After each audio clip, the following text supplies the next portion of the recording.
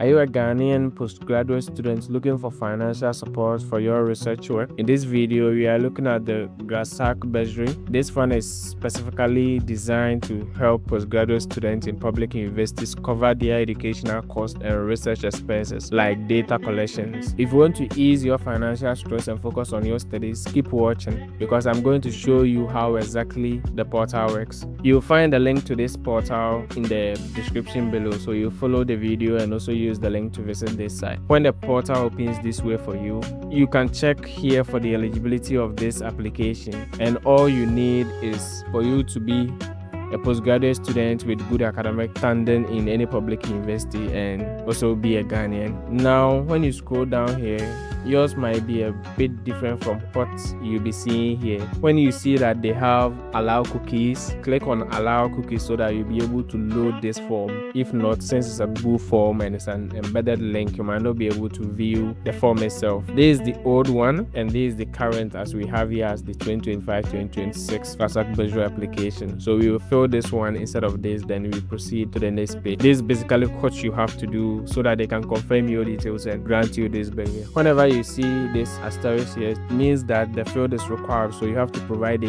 information they are asking for, just like we have here, which is the email. You have to check this email, then click on next to move to the next page of this form.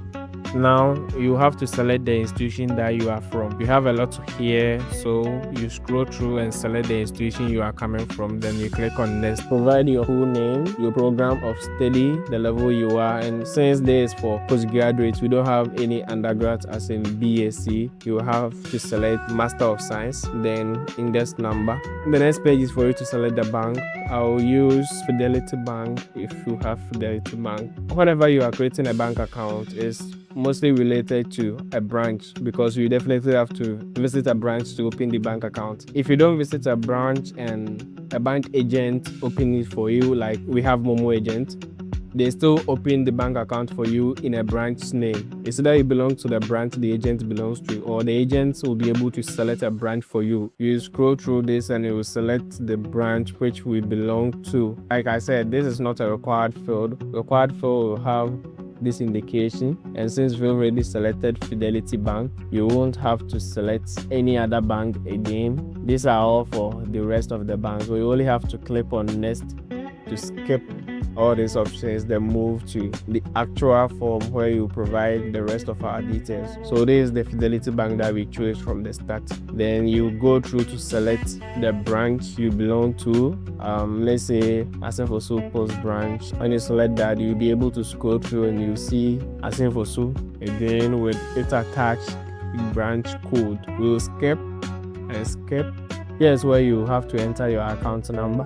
We'll enter our account number here, then our Ghana card details. We will also enter our Ghana card details here, which is GHA.